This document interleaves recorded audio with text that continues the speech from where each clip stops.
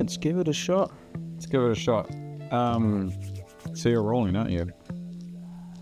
Oh, is this where the nice intros come from? The little teaser bit. This is probably the little teaser bit right now. Nice. Yeah. We did it. So this is a scripted teaser bit. A scripted teaser bit. Yeah, we'll just, start off with something a bit light and get into it. Yep. And welcome to Manufacturing Matters, the podcast where we talk about all matters that are manufacturing. I can't pull that off. Not that good.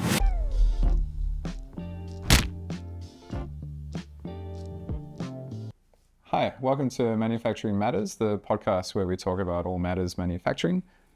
Today we're talking about something that's come up a little bit in a couple of previous podcasts that we've done and case studies that we've done with Factbird called microstops. And this might even be a micro episode. But microstops are really important. They keep coming up when we're visiting factories. And I'll be talking to Tais about microstops. Hello. Welcome, Tais. Thank you. Thank you. Tais is our business development rep for UK and Ireland. Yeah, you were in the UK for 10 years before we got you over here? Yeah, 2013 to 2022. I heard those are the best years that the UK has ever had. It was great. We got to finish off with, I got Brexit in, I don't know if I should talk about Brexit. Well, we can keep it in. It definitely happened. Yeah, we got Brexit. Managed to got COVID in as well. Yeah. So experienced that, and then a couple of years after decided that was enough. Were you in London for most of that? All of London, all the time in London, yeah. And so southwest London as well, for anyone watching. I lived up in northeast London for a year in 2002.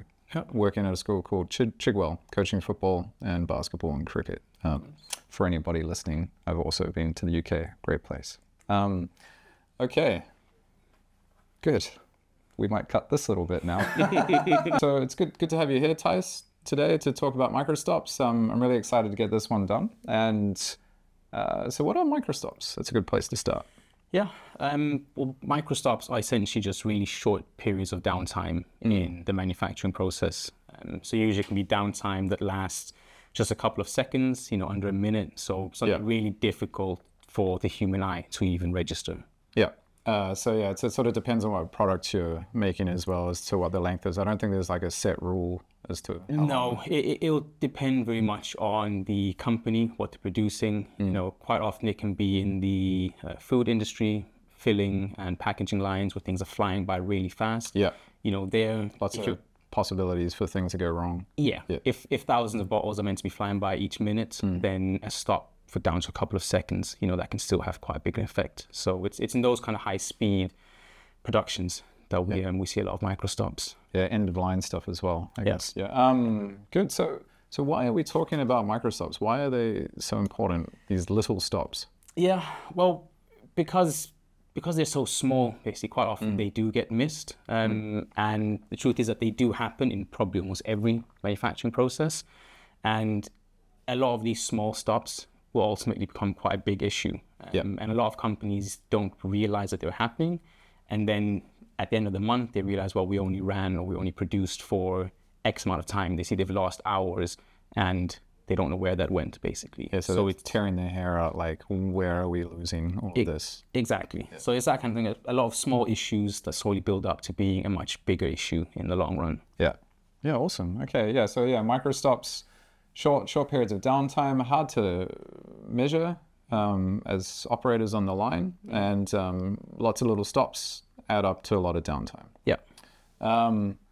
So then how do you measure microstops? How do we start to capture this problem? Yeah, so a big thing is trying to get companies to move away from that human aspect of manually trying to register. We still see a lot of clients who are, they have notepads on the side of lines or whiteboards that they're registering stops on, and there you're reliant on the human eye catching that stop. And I've already said, if it's just a couple of seconds, you might miss it.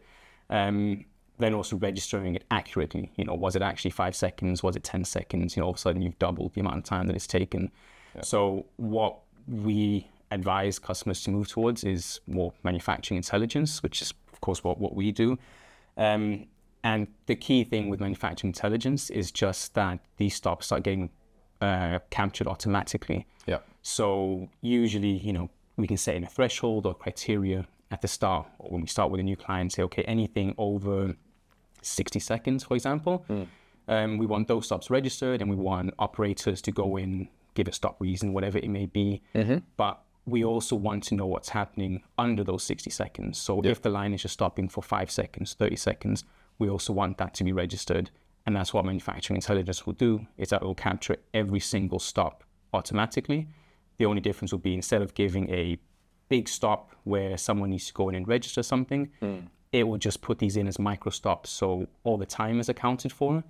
We just see it as a bigger pile, basically, as opposed to 5 seconds here, 5 seconds there. Yeah, so like in a manufacturing intelligence solution, you got all your different stop causes like changeovers, cleaning and whatever. Yeah. And then micro stops are kind of like their own category, I guess? Yeah, so they'll be their own category. And quite often we'll see companies that start looking at, this kind of data once they start capturing these stops automatically.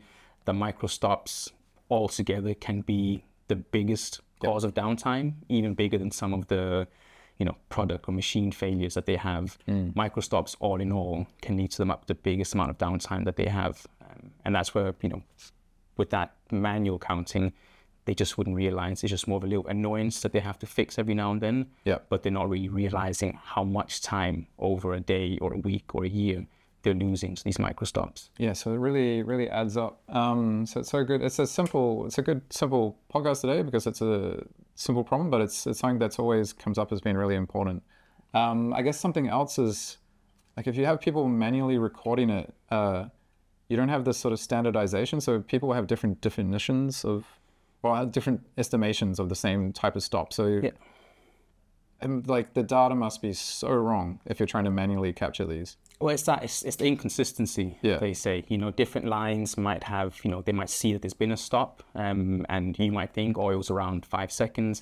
I might think it was around 10 seconds. Actually, it was 15, or actually it was 2 seconds. So it's about that human error, which we all do. We can't all remember everything perfectly. So it can lead to data being inconsistent. It can lead to data being lost as well. If you're keeping track of data on a whiteboard, if someone comes through and wipes the whiteboard off overnight, that's data just lost. And that can be a chunk of downtime in any given week that is just gone. Yeah, then you can't trust any of your analysis because the foundation is gone. They're with the microstops, No, exactly. We did this good exercise actually in that we're doing a 6 Sigma yellow belt course at the moment, and there was one where we had to estimate 10 seconds. We did, yeah. We all had to sit, and one of us sat with a timer, and we had to try counting in our heads up to 10 seconds, then say stop. And I think some were stopping after 6 seconds. I think one of our colleagues got up to 16 somehow. But again, it was sort of a silly, fun exercise. But it also just goes to show that the human mind doesn't process things as well as we maybe think it does. No. And when it comes to manufacturing, where time is money, it's quite important that we register downtime accurately. And that range, like 8 to 16, it's like doubling it. Yeah. It's a huge difference when you aggregate that over 100 measurements or something. It's massive. It's massive. And that was us like concentrated very hard, trying to pick it, trying to win to get 10 seconds. So there's no way you can keep track of it on the shop floor. And operator on the shop floor sort of doing their own job and having a look, okay, something's happened here, trying to remember a minute later when they finally get a chance to write things down. No, it's difficult. So that's why getting manufacturing intelligence involved and starting to capture that data automatically. And all operators have to do is give the reason, potentially. That's doable, but capturing that down to the millisecond of when the stop happened, when did it stop, or when did it start up again, that's what manufacturing intelligence can take on board. How do you actually do that capture part? So if it's taking that example of like a filling line with high-speed bottles, so how can you automatically measure the stops? It can be done different kinds of ways. I mean, sort of quite standard, it can be just with sensors along that line. So if you set a sensor anywhere along a conveyor belt where bottles are flying by, that camera or that sensor is just counting bottles going by at any given time. And with those thresholds that we then put in at the start of our communication with that company, we then say, okay, any time that nothing's passed by this sensor within a certain time frame, that's now registered as a stop. And that's where we can differ between stops that need to be, manually inputted or just micro stops. Yeah. So the system will automatically know when something hasn't passed by for a certain amount of time. Yeah. And again, just automatically log that into the system, where you can go into analytics and go into a lot more specifics and seeing, well, can we correlate these stops with anything? Are they happening during certain shifts? Are they happening during certain batches?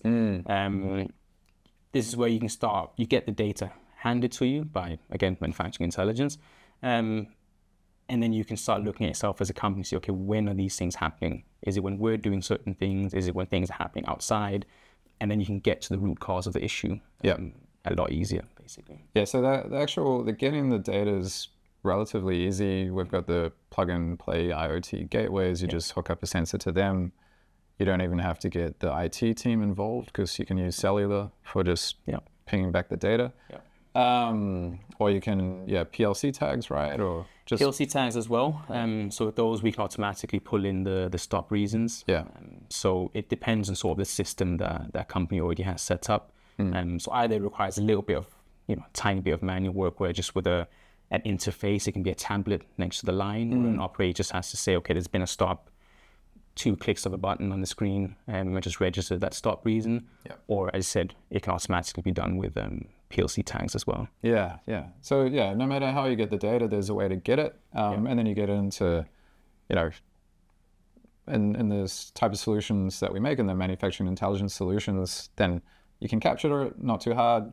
Then you can analyze it, not too hard. But the hard part is then probably using that data. And that's something that we can talk about in other podcasts and stuff like that. But the actual using the tool. That's probably a whole topic in itself. But it is that. So I think the view that we have, and I think that everyone should have, is that companies should be using their human time, their efforts on productive processes. They shouldn't be stood there. Some companies will have people just counting on a conveyor belt.